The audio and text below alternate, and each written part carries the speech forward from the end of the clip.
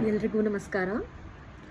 ನಾನು ಈ ವಿಡಿಯೋ ಮಾಡಬೇಕು ಅಂತ ತುಂಬ ಟೈಮಿಂದ ಯೋಚನೆ ಮಾಡ್ತಾ ಇದ್ದೆ, ಬಟ್ ಕರೆಕ್ಟಾಗಿ ಟೈಮ್ ಸಿಗ್ತಾ ಇರಲಿಲ್ಲ. ಇವತ್ತು ಹೇಗೋ ಟೈಮ್ ಮಾಡಿಬಿಟ್ಟು ಈ ವಿಡಿಯೋ ರೆಕಾರ್ಡ್ ಮಾಡ್ತಾ ಇದ್ದೀನಿ. ನಾನು ಒಂದು ಚಿಕ್ಕ ಇನ್ಸಿಡೆಂಟ್ ಶೇರ್ ಮಾಡೋಕ್ಕೆ ಇಷ್ಟಪಡ್ತೀನಿ. ಈ ಇನ್ಸಿಡೆಂಟ್ ನಾನು ರೀಸೆಂಟಾಗಿ ಒಂದು ವಸತಿ ಶಾಲೆ ಅಂದರೆ ರೆಸಿಡೆನ್ಷಿಯಲ್ ಸ್ಕೂಲಿಗೆ 10th ಸ್ಟ್ಯಾಂಡರ್ಡ್ ಸ್ಟೂಡೆಂಟ್ಸಿಗೆ ಅಂದರೆ 10ನೇ ಕ್ಲಾಸಿನ ಮಕ್ಕಳಿಗೆ ಕರಿಯರ್ ಗೈಡೆನ್ಸ್ನ ಸೆಷನ್ ತೊಗೊಳಕ್ಕೆ ಹೋಗಿದ್ದೆ. ಕರಿಯರ್ ಗೈಡೆನ್ಸ್ ಅಂದರೆ ನಮ್ಮ ಮಾಮೂಲು 10th ಆದಮೇಲೆ ಏನು ಮಾಡಬೇಕು, ನಮ್ಮ ಹತ್ರ ಏನೇನೆಲ್ಲ ಆಪ್ಷನ್ಸ್ ಇರುತ್ತೆ, ಇದ್ರ ಬಗ್ಗೆ ಮಾತಾಡ್ತಾ ಇದ್ದೆ ನಾನು ಸ್ಟೂಡೆಂಟ್ಸ್ ಹತ್ರ. ಸೆಷನ್ ನಡುವೆ ಅಥವಾ ಮಧ್ಯದಲ್ಲಿ ನಾನು ಸ್ಟೂಡೆಂಟ್ಸಿಗೆ ಒಂದು ಕ್ವಶನ್ ಕೇಳಿದೆ. ಮಕ್ಕಳೇ, ಒಂದು ವೇಳೆ ಇವಾಗ ಬರೋ ಎಕ್ಸಾಮಲ್ಲಿ 10th ಸ್ಟ್ಯಾಂಡರ್ಡ್ ಬೋರ್ಡ್ ಎಕ್ಸಾಮ್ಸಲ್ಲಿ ಅಂದರೆ SSLC ಬೋರ್ಡ್ ಎಕ್ಸಾಮ್ಸಲ್ಲಿ ನಾವು ಫೇಲ್ ಆದರೆ ಏನು ಮಾಡ್ತೀವಿ?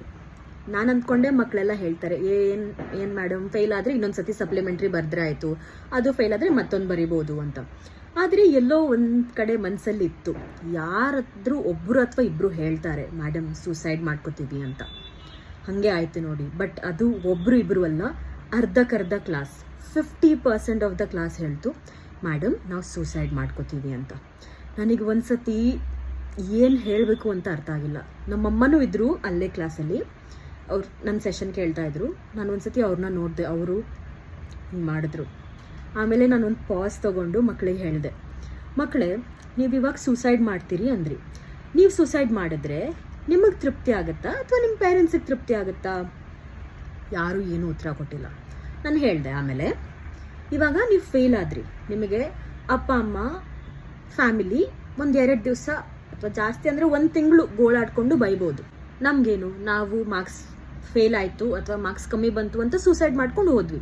ಬಟ್ ಆದರೆ ನಾಳೆ ನಾಡಿದ್ದು ಜೀವನ ಪೂರ್ತಿ ನಮ್ಮ ತಂದೆ ತಾಯಿ, ನಮ್ಮ ಫ್ಯಾಮಿಲಿ, ನಮ್ಮ ಫ್ರೆಂಡ್ಸ್, ರಿಲೇಟಿವ್ಸ್, ನಮಗೆ ಹತ್ತಿರ ಇರೋರು ಅವ್ರು ಬೈದ್ರು ನಿಮಗೆ ಇನ್ನೊಂದು ಸತಿ ಎಕ್ಸಾಮ್, ಅದು ಫೇಲ್ ಆದರೂ ಮತ್ತೊಂದು ಸತಿ ಎಕ್ಸಾಮ್, ಎಷ್ಟೊಂದು ಸತಿ ಸಪ್ಲಿಮೆಂಟ್ರಿ ಎಕ್ಸಾಮ್ ಬರೆಯೋಕ್ಕೆ ಚಾನ್ಸ್ ಇರುತ್ತೆ, ಹೌದಲ್ವಾ?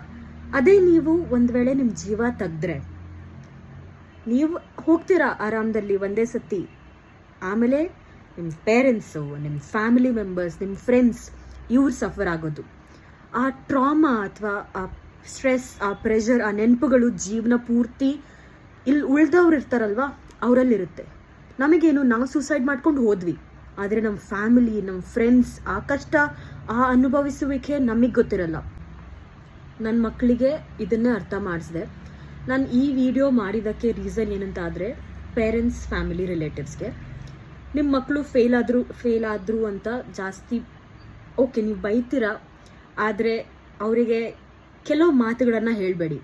ನೀನು ಸತ್ತಿದ್ರೆ ಒಳ್ಳೇದಿತ್ತು, ನಿನ್ನ ಜೀವ ಇಲ್ಲದೇ ಇರ್ತಿದ್ರೇ ಒಳ್ಳೇದಿತ್ತು, ಯಾವಾಗ ಸತ್ತು ಹೋಗ್ತೀಯಾ, ಯಾಕಾದರೂ ಫೇಲ್ ಆಗ್ತೀಯಾ, ನಮ್ಮ ಮುಖ ಹೆಂಗೆ ತೋರಿಸ್ಲಿ, ನಮ್ಮ ಫ್ಯಾಮಿಲಿಯವ್ರಿಗೆ ಹೆಂಗೆ ಹೇಳಲಿ, ನಮ್ಮ ಮಾನ ಮರ್ಯಾದೆ ಕಳೆದಿಯಾ ನೀನು ಅಂತ.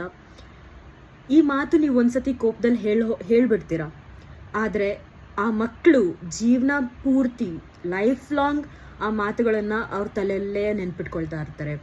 ಅಯ್ಯೋ ನಮ್ಮಪ್ಪ ಹಿಂಗೆ ಹೇಳಿದ್ರು, ನಮ್ಮಮ್ಮ ಹಿಂಗೆ ಹೇಳಿದ್ರು, ನಾನು ಸತ್ತೋಗ್ಬೇಕಾ, ನಾನು ಸತ್ರೇನೆ ಅವ್ರಿಗೆ ನೆಮ್ಮದಿ ಇರುತ್ತಾ, ನಾನು ಸತ್ರೇನೆ ಒಳ್ಳೇದಿರುತ್ತಾ ಅಂತ.